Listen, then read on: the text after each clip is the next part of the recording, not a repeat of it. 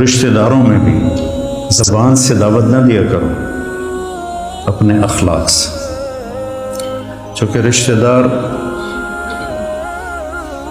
سب سے مشکل ہوتا ہے تعلق قائم کرنا رشتہ داروں میں۔ جب بھی تو اللہ نے اتنی آیات اتاری ہیں اور اتنی احادیث ہیں، تو اس میں سب سے مشکل ہوتا ہے رشتہ داروں سے تعلق قائم کرنا، کہ وہ رویے ٹکراؤ ہوتا ہے۔ تو اس میں آپ کے اخلاق، آپ کی تواضع، آپ کی عاجزی، کوئی ان میں سے بدتمیزی کرے تو آپ کا برداشت کرنا، عموماً اور والدین خاصہ۔ لیکن اس میں ایک بات کی احتیاط رکھنی ہے کہ کل کو اللہ آپ کی شادی کروائے تو شادی بیوی کے معاملے میں احتیاط کرنی ہے۔ آپ کے ماں باپ کا آپ پر پورا حق ہے، لیکن آپ کی بیگم پر ان کا کوئی حق نہیں۔ میں بچیوں سے بھی کہتا ہوں کہ تم اپنے ماں باپ کو چھوڑ کے آ گئی ہو، اب اپنے خامد کے ماں باپ کو اپنے ماں باپ بنا دو۔ اور خامد کے ماں باپ سے کہتا ہوں کہ تم نے اپنی بیٹیوں کی شادیاں کر کے روانہ کر دیا اور تمہاری حویلی خالی ہو گئی بیٹیوں سے، تو تم ایسا کرو کہ یہ جو بہو آئی ہے اس کو اپنی بیٹی بنا لو۔ جب اس کو بہو کی نظر سے دیکھتی ہو تو پھر تمہارے اندر حسد پیدا ہوتا ہے، غصہ پیدا ہوتا ہے۔ اسے بیٹی کی نظر سے دیکھو، یہاں تمہاری جگہ، اس بہو کی جگہ تمہاری بیٹی بیٹھی ہوتی تو تمہاری نظروں میں کیا پیار ہوتا۔ جب بیٹی کو تم نے روانہ کر دیا ہے، اب پیچھے یہ تمہاری بہو آ گئی ہے، تو اس کو وہی نظر دو جو اپنی بیٹی کو دیتی تھی، تو گھروں میں خوشیاں۔ تو ماں باپ کا تمہاری بیوی پر کوئی حق نہیں ہے، لیکن میں نصیحت کرتا ہوں بچیوں کو کہ خامد کے ماں باپ کو عزت دو، ان کی خوشی سے خدمت کرو، اگرچہ تمہارے ذمہ نہیں، لیکن کرنا تمہارے لیے اجر و ثواب کا باعث ہے۔ اور بچی کے ماں باپ سے کہتا ہوں، دیکھو پوری ہدایہ جیسی کتاب میں بھی ساس کا کوئی حق نہیں لکھا ہو۔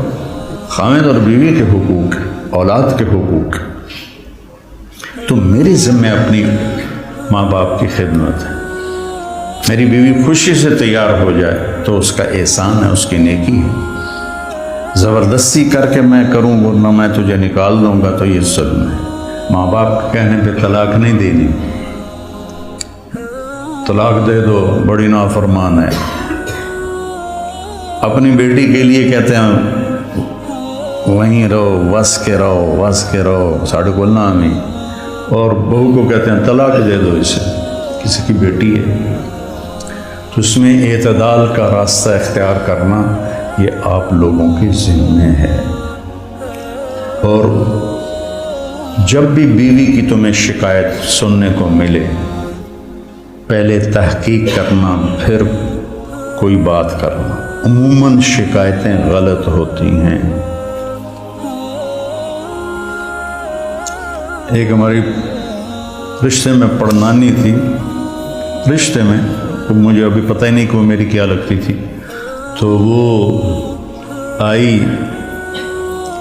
میری نانی کے گھر، تو اندر پردیاں نال اس کی بہو پیچھے آ رہی تھی۔ میری نانی نے لیا، تو میرے کو پوچھنا ہے اے توڑا رنگ پیلا کیوں ہو گیا ہے؟ یہ انہوں سمجھا رہی ہے کہ تو میرے کو پوچھنا ہے توڑا رنگ پیلا کیوں ہو گیا ہے۔ اچھا، وہ میری نانی کا ان سے کوئی بانجی بھتیجی کا رشتہ تھا، تو انہوں نے کہا جی ٹھیک ہے جی نانی جی۔ وہ پیچھو بہو آ گئی، سلام دعا کے بعد وہ کہنے لگی خالہ جی تھوڑا رنگ بڑا پھکا پی گیا ہے۔ ہاں، نہ دودھ پلائندی ہے، نہ چاہ پیوائندی ہے، نہ انڈے کھوائندی ہے، نہ روٹی دا پوچھدی ہے، نہ پانی دا پوچھدی ہے۔ اگو وہ بھی تھی، یہ کودے نو تو وہ کودے تیرا، سی کا بھائی بگھیرا، یہ کودے نو تو وہ کودے تیرا۔ اگو اس نے بھی لے لیا ہاتھوں ہاتھ، ہر شے کھا جانی ہے تو علی پہ آنی ہے، میں تن کچھ نہیں پوچھ دیا۔ یہ ہماری معاشرت ہے، تو اس سے آپ لوگوں نے پرہیز کرنا ہے، عدل کرنا ہے۔ الگ رہنے کا انتظام کر سکو اسبابوں تو بہت اچھا ہے، اکٹھے رہنے کا ہے تو پھر بیوی کو پناہ دو، اس کو اپنے ماں باپ کی شدت سے بچاؤ، بیوی میں بدتمیزی ہے تو ماں باپ کو بچاؤ۔ بعض لڑکیاں ایسی بدتمیز ہوتی ہیں، ایسی زبان دراز ہوتی ہیں کہ نہ کسی کی عزت کو دیکھتی ہیں، نہ کسی کے مقام کو دیکھتی ہیں، اور بہت ہی لمبی زون۔ ایک دفعہ ساتھ دو واقعے میرے ساتھ پیش ہے۔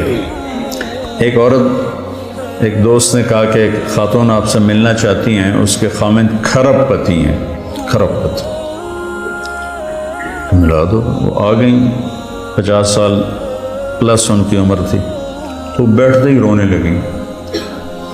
ایسا ہوتا ہے ابھی پہلے کوئی دکھڑا سنائے پھر وہ بیٹھتے ہی رونے لگے کہ لوگ سمجھتے ہیں میں بڑی خوش قسمت ہوں، بڑے مالدار کی بیگم ہوں، لیکن میں اس دولت کو کیا کروں، میرے خامند کا سلوک ہی اچھا نہیں میرے ساتھ، تو میں اس دولت کو کیا کروں۔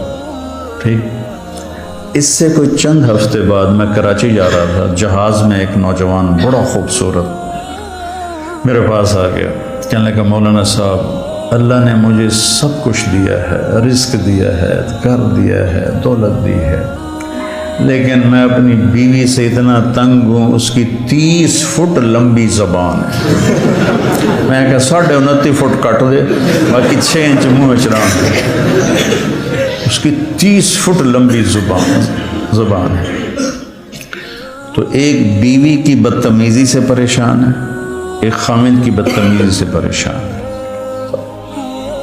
اس لیے بعض اوقات جب بے جوڑ شادیاں ہو جاتی ہیں تو ماں باپ کہتے ہیں نبھاؤ۔ طلاق کس لیے ہے؟ طلاق اس لیے ہے کہ اگر خامد بدتمیز ہے تو ان کی عادت نہیں بدلے گی، بچی کو فارغ قرار۔ بچی بدتمیز ہے تو اپنے بچے کو ذلیل نہ کرو، فارغ قرار۔ اللہ نے طلاق اس لیے رکھی۔ تو میرے عزیزو، یہ زندگی کے اسباق ہیں جو اتنے ہی ضروری ہیں جتنے ہم باقی اسباق کو پڑھتے ہیں۔